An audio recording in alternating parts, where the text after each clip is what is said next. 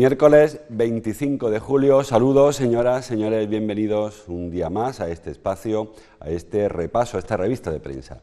Vamos a recorrer como cada día las portadas de los diarios que se editan en nuestra provincia, el diario ABC, diario Córdoba, diario El Día.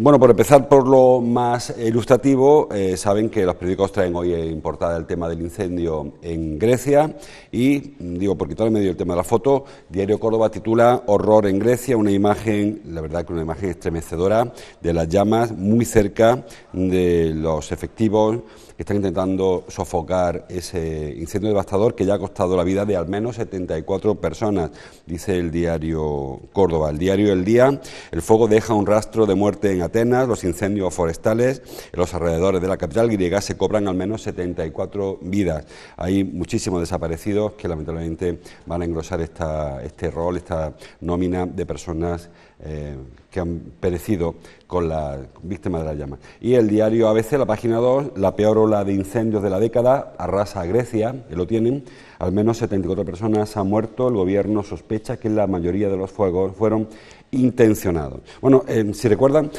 perdón, es un escenario similar al del año pasado en Portugal, unas temperaturas altas, Grecia está viviendo un verano muy tórrido y se suma pues que probablemente haya una intencionalidad en algunos al menos de los focos donde se originaron los incendios, porque se originan en puntos muy diversos de la península de Ática, en espacios, separados en el espacio, pero coincidiendo en el tiempo, con lo cual es muy difícil que actúen los efectivos de extinción de incendios, de los bomberos, y eso hace que sea más complicado. Y luego, quizá como ocurrió en Portugal también en su día, este tipo de siniestros sacan a la luz las carencias que tienen cualquier plan de evacuación para sacar de una zona de riesgo a las personas. La mayoría de las personas que han fallecido lo han hecho mientras escapaban de las llamas. Las llamas llegaron muy pronto a las casas, como les digo, coincidieron temperaturas muy altas, con unos vientos importantes que hicieron que el fuego se propagara rapidísimamente. Y cuando intentaron tomar el vehículo para salir, encontraron con carreteras colapsadas porque no estaban preparadas para evacuar a las personas que vivían en esta zona. La zona, como ya habrán oído en otros espacios informativos, es una zona turística, una zona vacacional de la península de Ática, donde había muchas más personas ahora en verano de las que suele haber en invierno. Ocurrió parecido, si recuerdan, el año pasado en Portugal, carreteras colapsadas y luego cuando llegaron hasta el mar, para intentar refugiarse con el agua, que parece lo más obvio, del fuego, encontraron que tampoco había previsto un rescate de las personas que se arrojaron al mar, con lo cual buena parte de los fallecidos lo han sido no por las llamas, sino por el agua, han sido ahogados, personas que han perecido en el mar sin ser rescatadas porque pudieron acudir a su ayuda, que no fueron en principio barcos de rescate, sino fueron los propios faenantes, las personas que estaban faenando, quienes se acercaron a rescatar. O sea que fue un cúmulo de todo. Primero la intencionalidad, la criminalidad en un acto que ha provocado 74 hasta ahora, ojalá que se quedara ahí, 74 víctimas mortales, más la imprevisión quizá de la evacuación y también que se haga a la luz estas carencias que tiene la sociedad en general cuando se desplazan esta cantidad de personas de una estación a otra, en este caso en el verano, para acudir a puntos turísticos y cómo se atienden los servicios para estas personas. Así que ojalá que se quedara ahí y ojalá que sea este el último incendio del que haya que hablar durante este verano. Información local. El diario Córdoba elige para su portada un tema que ya ayer abordamos. Titula, 2.700 viviendas turísticas se han abierto en Córdoba en un año. Las plazas se han incrementado en un 20% en una temporada. Urbanismo debate hoy cambiar el plan del casco histórico y frenar los permisos en zonas del centro. Pedro García niega que la bajada de la ocupación hotelera suponga un descenso de visitas a la ciudad. Bueno, empezando por el final. Este asunto, ayer ya comentábamos, si recuerdan, en el último programa, los datos del descenso de turistas en Córdoba en el primer semestre del año.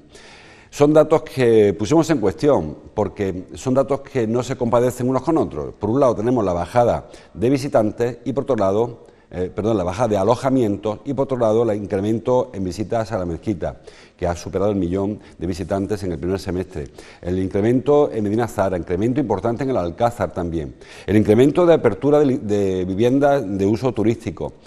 Claro, Si hay indicadores que dicen que hay que dar coberturas porque cada vez viene más gente, no tiene sentido pensar que todo el que viene se va y luego se va a marchar de Córdoba sin dormir, sobre todo, como les digo, porque en esta temporada se han incrementado un 20% las viviendas de uso turístico, es decir, de 100 hubieran pasado a 120, un incremento muy importante, ya hay 2.700 viviendas.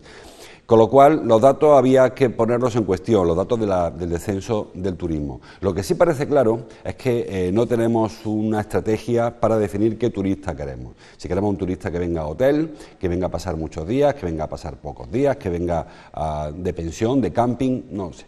No está claro qué queremos, cada cual quiere el turista que más le beneficia. Está claro que quien tiene un hotel de 4 estrellas quiere un turista de alto poder adquisitivo que pase en Córdoba un fin de semana, porque habitualmente un hotel de esas características no se ocupa más allá de un par de días, como mucho. Sin embargo, hay otro tipo de empresarios que se dedican al hospedaje que prefieren apartar los precios, buscar estancias más largas, buscar estancias de una semana, que suele corresponderse, como les digo, a precios más bajos. Un turismo familiar, una persona que viene en un matrimonio con 2 o 3 hijos, habitualmente no se va a ir a un hotel porque lo obliga a ocupar un par de habitaciones o 3.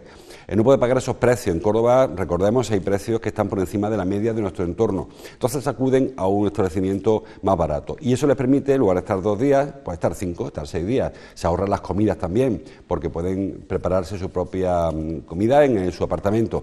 Bueno, pues este modelo que les digo no está claro que esté bien promocionado, porque la promoción que se hace de Córdoba en el exterior es una promoción quizás indiscriminada, que atrae turistas y no siempre atrae el turista que queremos que venga.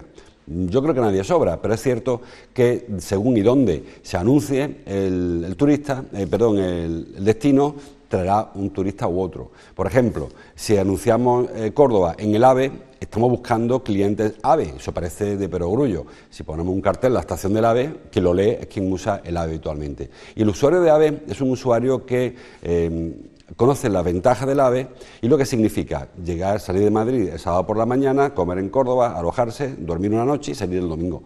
Si tuvieran que venir en coche o tuvieran que venir en un tren de los regionales, aquello de hace 20 años, quizás preferiría estar un par de noches o 3, porque la estancia hay que estirarla. Pero por eso digo que la promoción depende de qué queramos y no tengo claro que sepamos qué queremos.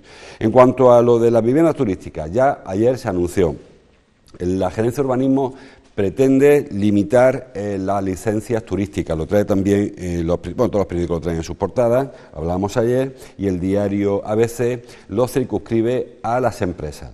Dice ABC, urbanismo corta la inversión y desarrollo de nuevos hoteles en el centro histórico. La lectura que hacen los compañeros de ABC de este anuncio de limitación de la concesión de licencias para viviendas para uso turístico. Dice el diario ABC que lo que parece que había que controlar o frenar o limitar es el uso ilegal e indiscriminado de esas viviendas. Es decir, yo tengo un piso y yo decido que en lugar de ocuparlo yo, pues lo alquilo a turistas. Yo busco otro piso. Lógicamente en zonas que sean atractivas para el turismo. Hablamos de la Judería, hablamos del Alcázar Viejo, hablamos de la Corredera, hablamos de la Jerquía Sur sobre todo. Según dicen los expertos, sobre todo los empresarios de la hostelería, son ese tipo de alquileres los que hay que controlar y limitar, porque son los alquileres que realmente dañan. Los otros, las viviendas turísticas legales, entre comillas, yo creo que la legalidad no depende solo de un papel, pero por entendernos, la de un empresario que compra un bloque de pisos y construye apartamentos turísticos, eso es lo que dice ABC y dice los expertos que va a limitar la norma que pretende sacar adelante la Gerencia de Urbanismo. Y no la otra, porque la otra solamente para que usted pueda hacer lo que yo le he dicho antes, coger su piso, el de Ciudad Jardín o el de Santa Marina o el de Santiago, el que quieran, y ponerlo a disposición de un turista, solo hay que inscribirse en la Junta de Andalucía, cumplimentar unos requisitos que hablan de la habitabilidad, hablan del confort, exigen que sean pisos con unas dimensiones, que tengan por ejemplo, una climatización, es obligatoria, una accesibilidad para personas discapacitadas, en fin, una serie de requisitos que tienen este tipo de viviendas y ya una vez hecho esto, ya hay que tributar por ello, por esa actividad, y se pone en marcha. La otra es la que parece, o la que entiende a veces que se va a limitar, el de los hoteles y el de las viviendas, como le digo, más, legales, dicen legales, yo no sé si llamarlo así, las que se construyen ex profeso para eso. Dice la gerencia que además se va a pedir que cualquier piso que se utilice o que se construya para apartamento turístico debe debe cumplir todas las condiciones de habitabilidad. ¿Por qué? Porque si un día ese piso decidiera no ser turístico y ser un piso para residencias normales, no podría convertirse en infravivienda, es decir, que en cada uno de los apartamentitos tiene que haber pues todas las condiciones que se exigen para cualquier otro piso de los que hay en Córdoba, pues sus baños, sus dimensiones, su cocina, sus separaciones, en fin, lo que la ley establezca, que yo tampoco reconozco que lo controlo, pero parece que va hacia ahí. Hay una moratoria de más de un año para quienes tengan la licencia solicitada y con lo cual el augurio que hace a veces es que esta medida que anunció Pedro García, presidente de la Agencia de Urbanismo ayer, no va a frenar el uso irregular de viviendas residenciales para alquiler vacacional, sino que va a limitar la actividad empresarial en ese tipo de zonas. Con lo cual no sé si eso es o no lo que pretendía Pedro García, o si lo pretendía. Rafael Blázquez, por cierto, ayer, de Ganemos Córdoba, lo que propuso fue que se ampliara a todo el casco histórico esa limitación o esa prohibición, esa moratoria para evitar que proliferen las viviendas. Yo efectivamente doy la razón a todas las partes. Creo que los empresarios tienen razón en que hay que controlar el uso de las residencias, de las viviendas residenciales para uso turístico. Creo que tienen razón los empresarios de hostelería cuando advierten de que se está haciendo una competencia en alguna manera desleal. Comentaba yo antes de una familia que venga a matrimonio con un par de hijos a Córdoba, para pasar una semana casi le obligamos, por los precios, a escoger una vivienda de esta característica, un apartamento turístico, en lugar de irse de hotel. Y también entiendo a los vecinos que quieran aprovechar una circunstancia que es legal. Si yo tengo un piso, lo tengo cerrado en la corredera, ¿por qué no voy a alquilarlo a un turista si yo además voy a tributar por ello? Recuerden que es la práctica que hemos hecho toda la vida cuando hemos ido a los boliches a alquilar un piso. Era una vivienda residencial que se alquilaba para utilizarlo con fines turísticos, por cierto, sin pagar ningún tipo de impuestos. Ahí nadie pagaba un duro en impuestos cuando se hacía de esa manera. Creo que es un debate más profundo y sobre todo que empieza por definir una estrategia turística que creo de la que Córdoba carece y creo que es el primer ladrillo donde edificar cualquier estrategia. Y no tenemos modelo de turismo, al menos que yo conozca. El diario El Día habla de un programa de la Universidad de Córdoba contra el bullying. Dice el diario del Grupo Joly en su portada, 5 columnas, un programa de la UCO reduce el ciberacoso en los colegios un 17%. Se llama Asegúrate. Es un programa que ofrece formación al docente, al profesor, para que sepa manejar casos de bullying. Para el desarrollo del plan se ha analizado el comportamiento de casi 500 estudiantes. Fundamentalmente se trata de detectar, antes de que se agrave, los casos de acoso, de enseñarle a los docentes a enseñar a su vez a sus alumnos qué hábitos, qué conductas van a generar un problema de acoso escolar. Porque el problema es que quizá hay ciertas edades, sobre todo edades más precoces, ¿no?, donde el chico o la chica no es consciente de que está provocando un problema. Hablamos del acoso en redes sociales, que en estas edades es especialmente peligroso. Hablamos de circunstancias de las burlas de los compañeros en colegio, del aislamiento al que son sometidos algunos alumnos. Bueno, a lo mejor con 10, 12 años parece un juego y no son capaces de discernir los chicos, las chicas, que están promoviendo un problema. Bueno, pues para que lo detecten, el profesor tiene que enseñarles a los alumnos y este programa, Asegúrate se llama, lo que hace es formar a los profesores para que a su vez sean capaces de trasladar a sus alumnos las dificultades, los problemas y las consecuencias de esos hábitos que inicialmente aparecen niñerías, que todavía han existido, pero que ahora se están agravando, porque se han ido incorporando otros elementos, fundamentalmente el tema de las redes sociales, que ha hecho que lo que antes se quedaba en la clase y era la burla al chico gordito o a quien sea, pues ahora se trasladan a redes sociales, se incrementan y provocan daños mucho más serios, daños que pueden afectar al desarrollo de un menor, sobre todo en edades, como les digo, que son muy vulnerables. Más cosas. Hay una foto que aparece en todos los periódicos y es la foto de Francisco, el técnico del Córdoba, porque ayer se conoció el calendario, un calendario asimétrico, como saben, en el que ya no van a coincidir los partidos de primera vuelta con los de la segunda. Antes sabíamos, de hecho, si recuerdo, los calendarios estos que circulan, que tenemos en los bolsillos, en los almanaques, ponía primera vuelta y la vuelta 16, que coincidían, ¿no?, o la 15, no sé cuál es. La primera vuelta coincidía con la segunda, los partidos se giraban, el que jugaba de visitante lo hacía de local y viceversa. Bueno, pues ahora no va a pasar así, ahora se ha hecho un sorteo y luego la segunda vuelta se ha adaptado para no interferir bueno, una manera un tanto extraña, para intentar que los derbis importantes, o los clásicos, los partidos importantes, pues no caigan en fecha determinada.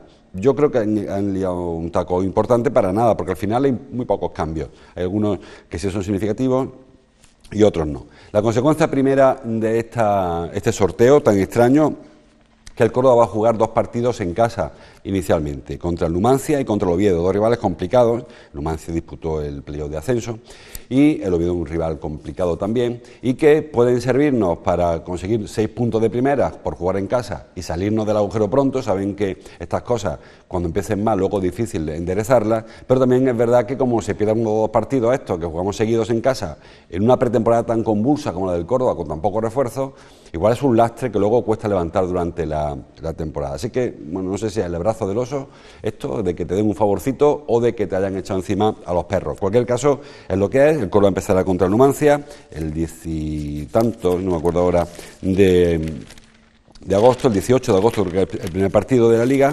y el siguiente fin de semana, sábado o domingo, pues toca jugar contra el Oviedo. Y luego ya, pues a mitad de la campaña, tenemos 2 partidos fuera, seguidos también. Por eso digo que lo que te da por un lado te quita por otro. Lo complicado sería que estos 2 primeros test del Córdoba, el del Numancia y el del Oviedo, se saldaran con resultado negativo, porque eso costaría luego mucho levantarlo. Así encuentro, las jornadas son el 19 de agosto o 20, primera jornada de Liga, y la segunda el 26 de agosto, 19 de 20 de agosto, 26 de agosto la segunda. Y la jornada siguiente, la vuelta, que sería en enero, pues ya no coincide los emparejamientos. Como digo, habitualmente antes sí ocurría, ahora pues no va a ser así. Ahora la jornada 22 ya no hay emparejamientos cruzados, a pesar de que algún periódico todavía no se ha dado cuenta y tiene esto un poco lioso. Numancia y Oviedo para empezar la temporada. Más cosas. El diario El Día trae en su portada un par de asuntos políticos, de la actualidad política. Hablamos de la parte de información general. Nieto y Zoido, ahí lo tienen, creo que está ahí, sí. Nieto y Zoido, abajo lo tienen, estarán en la nueva dirección del PP de Pablo Casado. Bueno, es una suposición basada en lo que se va filtrando en el Partido Popular. Saben que Pablo Casado no ha hecho pública la composición del Comité Nacional del partido, creo que se llama así, del órgano máximo del partido entre congresos, porque está todo de negociación para integración, como le llaman ellos, para integrar a los miembros, los exmiembros de la candidatura de Cospedal y lo de Soraya Sáez de Santa María, porque todo apunta a que hubo algún pacto entre Casado y Cospedal para atraerse a sus votos de sus compromisarios y obtener así la presidencia del partido. Bueno, pues en Andalucía parece que las personas que están poniendo rostro al casadismo, por llamarle así, son Nieto y Zoido, que provienen de las antiguas filas de las huestes de Dolores de Cospedal, y Esperanza Oña. Todo apunta a que será una mujer quien ocupe la Secretaría General del partido. Saben que, bueno, pues no sé si es que es una moda o que casi viene ya impuesto por el uso. Si el presidente es un hombre, vicepresidente es una mujer. Si es al contrario, si el presidenta es una mujer, el vicepresidente será un hombre, cosa de la paridad. En lugar de mirar los méritos, porque yo me parece perfecto que haya 2 mujeres, presidenta y vicepresidenta, si son las mejores, o 2 hombres, si son los mejores. En este caso, presidente es Cospedano, Casado, así que habrá una mujer ocupando el número 2 del PP, que es el secretario general. En la terna está una andaluza, Esperanza Oña, la que fuera en su día alcaldesa de Fuengirola, que hoy es vicepresidenta del Parlamento de Andalucía, y 2 exministras, García Tejerina y Dolors Montserrat. Todo apunta, dicen los tertulianos, que será Dolors Montserrat por el guiño a los catalanes, en un territorio donde, como saben, el PP anda en horas bajas. Y luego, para el resto de la ejecutiva, parece que va a salir a Javier Arenas, que ha sido el eterno miembro de la ejecutiva, que abandona los cargos de dirección del PP, y su puesto será ocupado por Nieto y por Zoido. Zoido fue en su día también secretario presidente del PP andaluz, Nieto es el aspirante al PP andaluz, y parece que por ahí van a ir los tiros. Habrá que esperar a mañana jueves, que es cuando se reúne el Comité Nacional del PP, y ya los veamos sentados y sepamos si está o no sentado Nieto y Zoido, si están sentados allí. Lo que sí parece que se va a producir es este sábado una visita de Pablo Casado a Córdoba. Parece que las elecciones andaluzas serán las primeras, aunque por ahí en un periódico, ahora comentaremos si da tiempo, pudiera haber adelanto electoral también en el Congreso. Pero inicialmente ya nadie oculta, incluso desde el gobierno andaluz, que hay una posibilidad cada vez más cierta de que haya elecciones anticipadas al Parlamento de Andalucía. Con lo cual, el primer reto electoral de Casado será en Andalucía y tiene previsto este fin de semana venir a Andalucía ya. Había tres opciones: Sevilla, Málaga o Córdoba.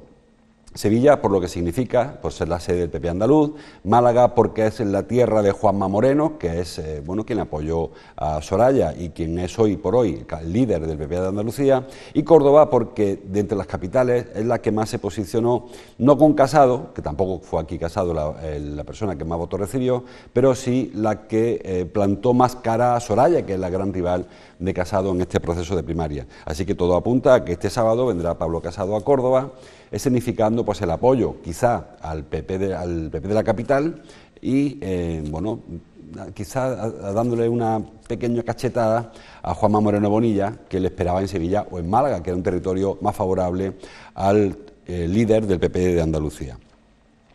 También habla de Ciudadanos, el diario El Día, titula "Ciudadanos se reivindica como la única alternativa a PSOE y PP en Andalucía". Bueno, esto lo vamos a oír de todos los partidos. Todos van a decir que hay que acabar con el gobierno del PSOE, que lleva 40 años gobernando, y cada cual dirá que es la formación que tiene el derecho a ocupar el gobierno andaluz. Habrá que elegirlo a las urnas, que me parece que para eso están. Inicialmente, Ciudadanos lo que ha hecho es anticipar sus procesos de primaria para ir preparando al candidato. Están coincidiendo en el tiempo, porque el PP lo resolvió. El PP, según sus estatutos, el presidente nacional es candidato a la presidencia del gobierno y los presidentes regionales son candidatos a las presidencias regionales autonómicas, con lo cual ellos tienen resuelto inicialmente ese asunto, porque como se accede mediante primarias, ya se supone que el proceso de participación del militante está garantizado. Ciudadanos lo hizo hace unos días, también lo ha hecho Podemos, aunque está en un proceso todavía un poco convulso para la conformación de las listas, y realmente está todo el mundo ya en puestos de salida esperando el pistoletazo en sus marcas, en sus puestos y tal, como dicen los árbitros de atletismo, esperando a que comience la carrera para salir disparados. Ciudadanos lo ha hecho ahora con Fran Carrillo, que parece que va a ser quien encabece la lista, Isabel Albás en segundo lugar, y bueno, pues falta el refrendo y ponerse en funcionamiento. Más cosas. En la parte alta del periódico del diario El Día habla de una cita más del verano cordobés, en este caso en Almedinilla. Titula "El Festum de Almedinilla amplía su programa a 11 días y espera 7.500 personas". Festum son unas jornadas ibero-romanas que se producen en Almedinilla, en la zona, al sur de la provincia de Córdoba, al sur casi que se nos cae en Granada ya.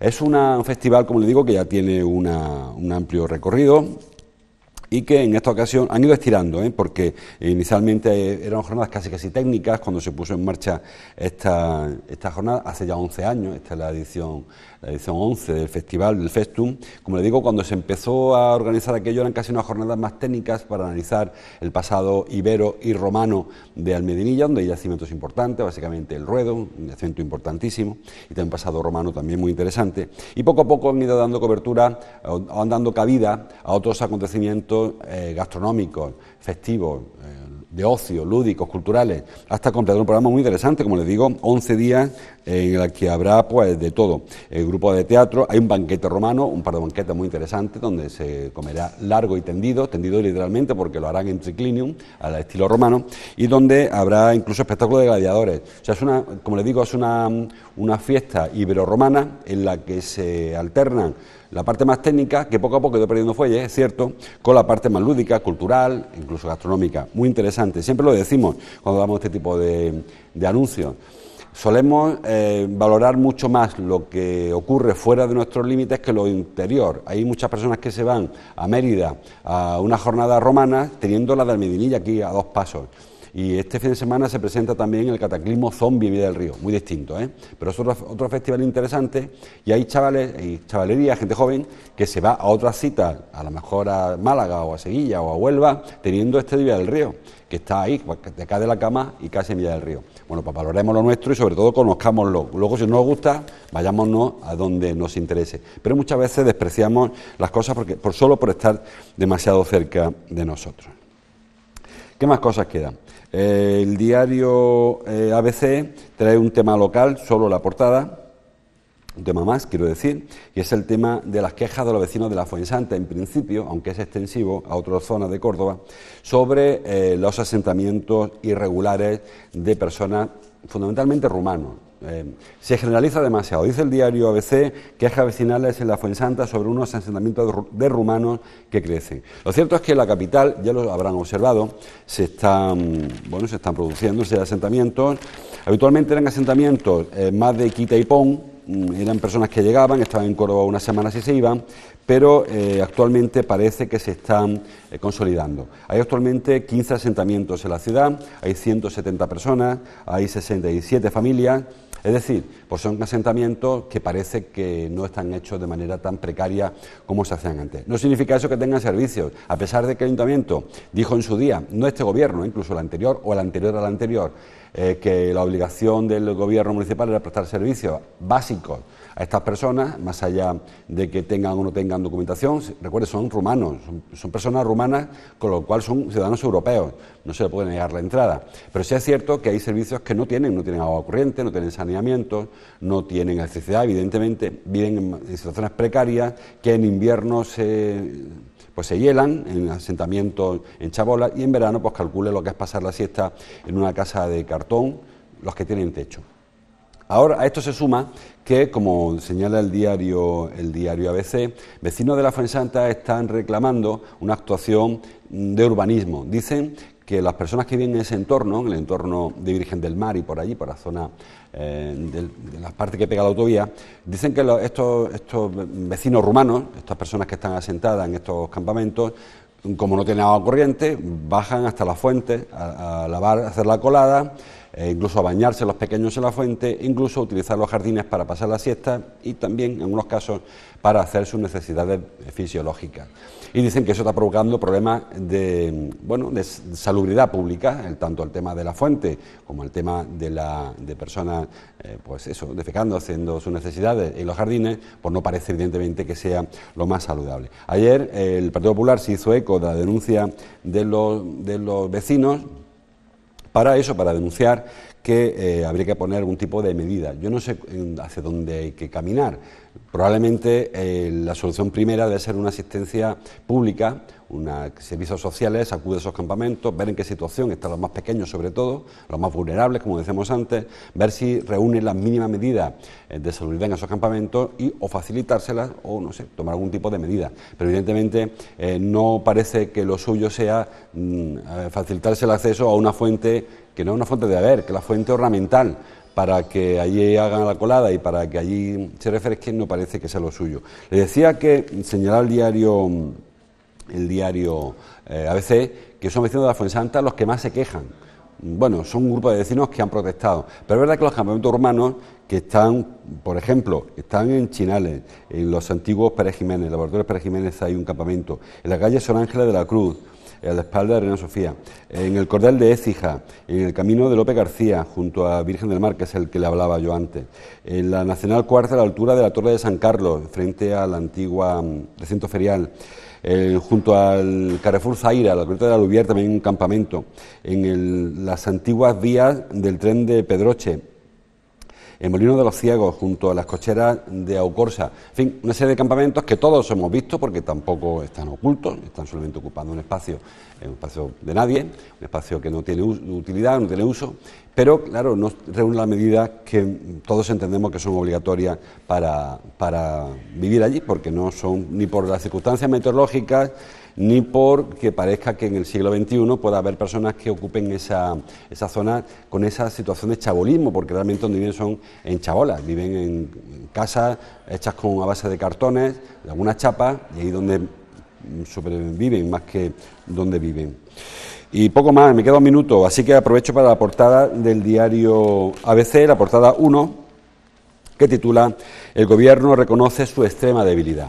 Es una noticia que ayer se interpretó a partir de que la portavoz del Gobierno, Isabel Celaá, pues no fuera todo lo contundente de lo que esperarían, supongo, de ella, sus compañeros de gabinete, cuando se le preguntó hasta qué punto el Gobierno va a resistir las presiones de sus socios de investidura, de los que apoyaron a Pedro Sánchez para que fuera presidente del Gobierno y que parece que están tensando un poco la cuerda.